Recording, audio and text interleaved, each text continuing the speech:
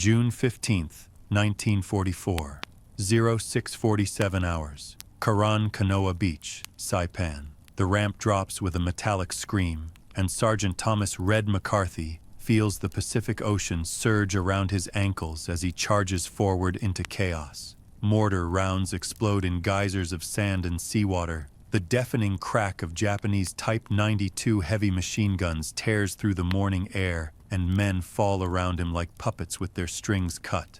McCarthy throws himself behind a shattered coral outcropping, his M1 Garand clutched against his chest, and stares at the nightmare landscape before him.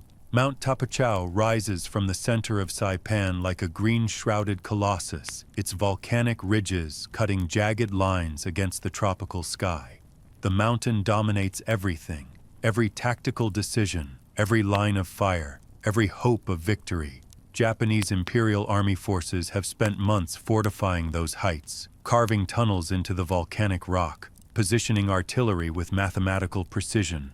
They look down upon the American invasion force like gods watching insects struggle in the surf. "They're dug in deep up there," Lieutenant Harold Pearson shouts over the cacophony of battle, sliding into cover beside McCarthy.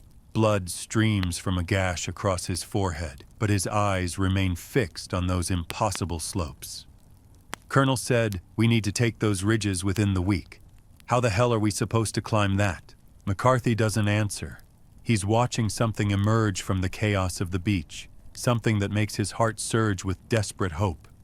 An M4A2 Sherman tank rumbles through the shallow water, its 75mm gun traversing toward the tree line where Japanese machine gun positions spit fire. The tank's olive-drab hull is streaked with salt spray, and painted on its turret in white letters is the name Devil Dog. You've never seen anything quite like this machine in action until you've watched a Sherman engage enemy positions while wading through waist-deep Pacific waters. The main gun barks, and a Japanese pillbox erupts in flame and concrete dust. Marines rally behind the steel beast, using its bulk as mobile cover as they push inland. But even as McCarthy watches the tank work its lethal magic on the beach defenses, his eyes drift back to those volcanic ridges. Tanks belong on flat ground, on roads, on open terrain where their treads can grip and their guns can range freely. Those mountains, those sheer jungle-covered slopes with grades exceeding 40 degrees, are tank-proof. Everyone knows this. The Japanese know this most of all. In a command bunker carved deep into Mount Tapochao's northern face, Colonel Yoshitsugu Saito receives reports of the American landing with grim satisfaction. The Americans have brought their tanks, as expected. Let them. The beaches will cost them dearly, but the mountains will break them entirely. No tank ever built can climb these volcanic ridges. His men hold the high ground, and the high ground is everything. The Americans will exhaust themselves on the lowlands, Saito tells his staff officers, studying the tactical map spread across the rough-hewn table. When they attempt to assault our mountain positions, they will have only infantry. Our fortifications will destroy them. The colonel traces his finger along the contour lines marking the ridge that American forces will later name Death Valley and Purple Heart Ridge. Grades of 35 to 45 degrees. Volcanic soil that crumbles underfoot. Dense jungle that conceals defensive positions until attackers are within grenade range. Artillery pre-registered on every approach. Machine gun interlocking fields of fire covering every meter of open ground. Tank-proof terrain. Back on the beach, Sergeant McCarthy helps drag a wounded radio man to the relative safety of a captured Japanese bunker. The fighting continues to rage as more landing craft deposit men and machines onto Saipan's bloody shores. But even in this moment of desperate survival, McCarthy cannot escape the shadow of those mountains. What none of the men struggling on that beach know, what Colonel Saito cannot possibly imagine, is that American engineers have spent months preparing for exactly this challenge. In depots across the Pacific, mechanics have been modifying Sherman tanks with experimental track extensions, altered gear ratios, and reinforced suspensions. These machines are designed to do what Japanese tactical doctrine declares impossible. The battle for Saipan's heights is about to rewrite the rules of armored warfare. June 17, 1944, 14:23 hours. Temporary Repair Depot, Charon Canoa Airfield. Technical Sergeant William Wrench Patterson wipes grease from his hands with a rag that was once white and surveys his kingdom of controlled chaos. Around him, mechanics swarm over Sherman tanks like surgeons preparing patients for impossible operations. The tropical sun beats down mercilessly, turning the improvised depot into a furnace, but Patterson barely notices. He's too focused on the modification work that might determine whether American forces can break the Japanese stranglehold on Saipan's high ground. "Hand me that track extension kit," Patterson calls to his assistant, Corporal Danny Reeves. The younger man scrambles to comply, dragging a crate of specially manufactured steel plates across the oil-stained coral surface. These plates, wider than standard Sherman track links by nearly 8 inches, represent months of engineering innovation and countless hours of testing at proving grounds in California and Hawaii. Patterson kneels beside the tank designated Mountain Goat and begins the painstaking process of attaching the track extensions. Each plate must be bolted precisely to the existing track links, widening the Sherman's footprint and dramatically reducing ground pressure. On soft, volcanic soil, this modification means the difference between a tank that sinks uselessly into the earth and one that floats across it like a steel ghost. "You really think these things will climb those ridges, Sarge?" Reeves asks, handing Patterson another bolt. Patterson pauses, considering the question. He's seen the terrain reports, studied the topographical maps, listened to the infantry officers describe slopes that seem designed by nature specifically to kill tanks. But he's also seen what these modified Shermans can do in testing, crawling up grades that would flip a standard tank onto its back. "The brass thinks so," Patterson finally answers. "And I've learned not to bet against American engineering. The modifications go far beyond track extensions. Inside the tank's engine compartment, mechanics have altered the gear ratios, providing greater torque at lower speeds. The transmission has been reinforced to handle the additional stress of climbing. Suspension components have been upgraded with heavier springs capable of absorbing the brutal impacts of descending rocky slopes. Even the tank's center of gravity has been adjusted by redistributing ammunition storage. You would find it remarkable watching these men work. They operate with surgical precision despite the chaos surrounding them. Occasional mortar rounds falling within hundreds of yards, the constant crackle of small arms fire from the expanding perimeter, the oppressive humidity that makes every movement an exercise in endurance. Yet they focus entirely on their machines, understanding that their work will determine whether tank crews live or die on those volcanic slopes. 3 miles inland, Captain James Iron Jim Donovan gathers his tank platoon for a briefing that will change everything they know about armored warfare. Donovan is a lean man with sun-darkened skin and eyes that have seen too many friends burn inside disabled tanks. He commands 4 Shermans of the 762 Tank Battalion, and his crews trust him with their lives. "Gentlemen, we've received new orders," Donovan announces, spreading a map across the hull of his command tank. "Division wants us to support the assault on Hill 500. Intelligence says the Japanese have dug in heavy, artillery positions, machine gun nests, at least 2 company-strength infantry units." His crews study the map, and Donovan watches their expressions shift from attention to disbelief. "Sir," Corporal Pete Martinez speaks up, "that approach route shows a 38-degree grade. Shermans can't climb that." "Standard Shermans can't," Donovan agrees. "But we're not standard anymore. The engineers have modified our tracks and gearing. We're going to do something the Japanese believe is impossible." In his fortified position atop Hill 500, Lieutenant Takeshi Yamamoto conducts his evening inspection with the confidence of a man who holds all the advantages. His soldiers have worked for weeks preparing these defenses, trenches dug into volcanic rock, machine gun positions with interlocking fields of fire, pre-registered mortar coordinates covering every approach. The Americans will have to climb these slopes on foot, exposed to devastating fire every step of the way. Their tanks cannot help them here. June 20th, 1944. 0532 hours. Base of Hill 500, Saipan.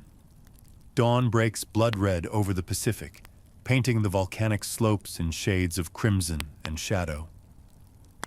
Captain Donovan stands in the commander's hatch of his Sherman, designated Hellcat, and studies the terrain before him through binoculars.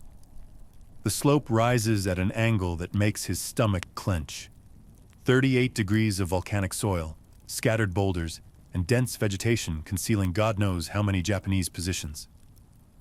"All units, sound off," Donovan speaks into his radio, his voice deliberately calm. "Mountain Goat, ready. Devil Dog, ready. Iron Horse, ready. 4 tanks, 4 crews of 5 men each, 20 lives depending on whether those engineering modifications work as promised. Infantry support in position," Lieutenant Pearson's voice crackles through the radio. His Marines crouch in shallow depressions 50 yards behind the tanks, waiting for the armor to draw enemy fire and suppress defensive positions. This is how tank infantry coordination is supposed to work, except no one has ever attempted it on terrain like this. Donovan takes a deep breath. "All units, advance, maintain interval. First sign of trouble, report immediately." Hellcat lurches forward, and Sergeant McCarthy watches from his infantry position as something miraculous begins to unfold. The modified Sherman doesn't struggle against the slope. It climbs.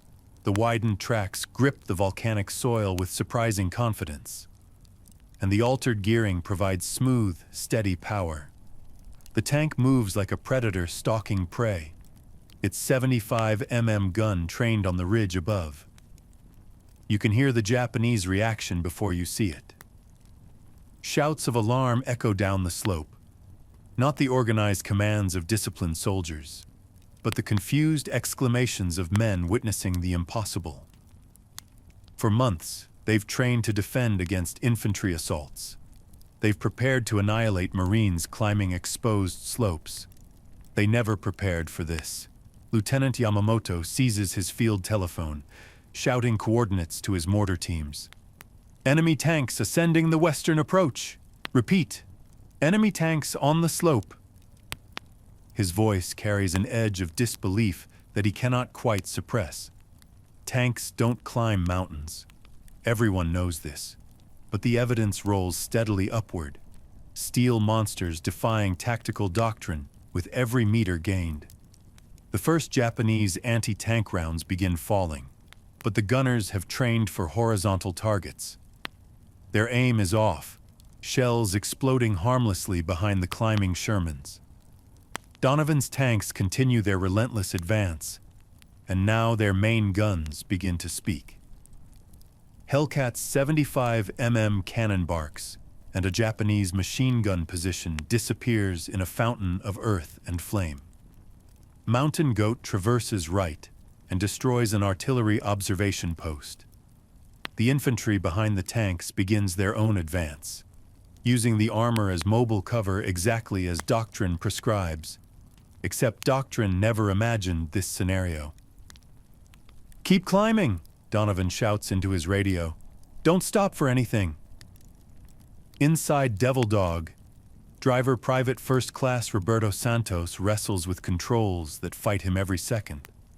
The tank wants to slide, wants to tip, wants to surrender to gravity and tumble back down the slope. But the modified tracks hold. The reinforced transmission delivers power smoothly, and Santos keeps his machine climbing through sheer force of will. "Contact right!" the bow gunner screams, and Santos feels the tank shudder as the coaxial machine gun opens fire on Japanese soldiers emerging from a hidden trench. The enemy troops scatter, clearly expecting to face only infantry at this altitude. McCarthy and his squad advance in the wake of Devil Dog, their rifles cracking as they engage targets of opportunity. Japanese resistance is fierce but disorganized. The defenders' carefully prepared positions face the wrong direction, designed to stop infantry approaching from below, not tanks attacking from unexpected angles. "They're panicking," Pearson shouts, genuine amazement in his voice. "The Japs are actually panicking." It's true. For the first time in the Pacific Campaign, McCarthy watches Japanese soldiers retreat in genuine confusion rather than fight to the death in their positions. The The psychological impact of tanks appearing where tanks cannot possibly be has shattered their defensive coordination. 200 meters from the crest, Iron Horse strikes a buried boulder and throws a track. The tank slews sideways, vulnerable, and Japanese mortar rounds begin walking toward it. But Mountain Goat pivots smoothly, placing itself between Iron Horse and the enemy fire, while the crew scrambles to make repairs. The impossible climb continues. June 20th, 1944, 0847 hours. Crest of Hill 500 Saipan. Hellcat crests the ridge at 0647 hours, and Captain Donovan experiences a moment of pure, disbelieving triumph. His tank sits atop terrain that Japanese tactical doctrine, that everyone's tactical doctrine, declares impassable to armor. Below and behind him, Mountain Goat and Devil Dog continue their climb, while Iron Horse's crew works frantically to repair their thrown track. But there's no time for celebration. Japanese defenders swarm the ridge, realizing they must destroy these tanks before more arrive. Donovan traverses his turret toward a group of enemy soldiers charging with magnetic mines and explosive charges, the desperate anti-tank measures of infantry caught without proper weapons. Gunner coax infantry front, the coaxial machine gun chatters, cutting down the charging Japanese. More appear from trenches and bunker entrances, and now the battle becomes a savage close-quarters fight between tank and foot soldier. Lieutenant Yamamoto watches his carefully constructed defensive scheme collapse. The Americans have achieved the impossible. They've brought armor to the heights. His machine gun positions, designed to create interlocking fields of fire against infantry approaching from below, cannot depress far enough to engage tanks at close range on the ridge itself. His artillery spotters have been killed or driven from their observation posts. His mortar teams fire blindly, their pre-registered coordinates useless against targets that shouldn't exist. Fall back to secondary positions, Yamamoto orders. But the command comes too late for many of his men. American Marines crest the ridge behind the tanks, and suddenly the Japanese defenders find themselves caught between armor and infantry in a nightmare of coordinated assault. Sergeant McCarthy throws himself into a Japanese trench, his bayonet fixed, and fights hand-to-hand with a defender who refuses to surrender. The man is young, younger than McCarthy himself, with eyes that hold more determination than fear. They struggle in the confined space, grunting and straining, until McCarthy's greater weight and strength prevail. He drives his bayonet home and feels the resistance fade from his opponent's body. You never forget your first time killing a man close enough to see his expression change from fury to nothing. McCarthy has killed before, at distance, through rifle sights. This is different. This will visit him in dreams for the rest of his life. But he cannot dwell on it now. More Japanese positions need clearing, more ground needs taking. Mountain Goat and Devil Dog reach the crest and join Hellcat in systematically destroying remaining defensive positions. Their main guns fire into bunker apertures, collapsing tunnels and entombing defenders. Their machine guns sweep trenches, suppressing any resistance that dares show itself. By 0900 hours, Hill 500 belongs to the Americans. The cost has been significant. 18 Marines killed, 43 wounded, and Iron Horse remains disabled on the slope awaiting recovery. But the strategic implications dwarf these losses. American tanks have demonstrated they can climb terrain the Japanese believed impassable.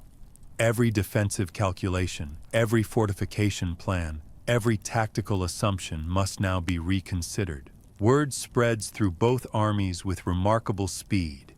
American commanders immediately begin planning similar operations against other Japanese-held heights. Sherman tanks with track modifications receive priority maintenance and fuel allocation. New assault doctrines are drafted incorporating the lessons of Hill 500. Among Japanese forces, the psychological impact proves even more profound. Colonel Saito receives reports of the battle with visible dismay, his confidence in the mountain defenses shaken for the first time. If the Americans can bring tanks to Hill 500, they can bring tanks anywhere. No position is truly safe. We must adjust our defensive strategy, Saito tells his staff, but the words ring hollow. How do you defend against an enemy who refuses to acknowledge impossible terrain? How do you prepare for tanks that climb like infantry? The battle for Saipan continues, but its ultimate outcome now seems certain. July 7th, 1944, 0312 hours, northern Saipan. The Japanese launched their final desperate assault in the darkness before dawn, the largest banzai charge of the Pacific War. More than 4,000 soldiers surged forward in a human wave, many armed only with bayonets and sharpened bamboo poles, all determined to die, taking as many Americans with them as possible. Sergeant McCarthy finds himself in the path of this nightmare tide.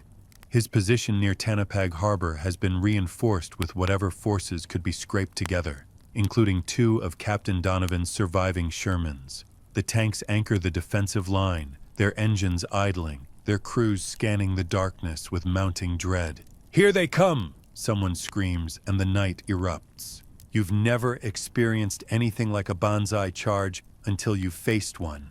The sound alone, thousands of voices screaming in unison, a primal roar of defiance and despair, freezes the blood.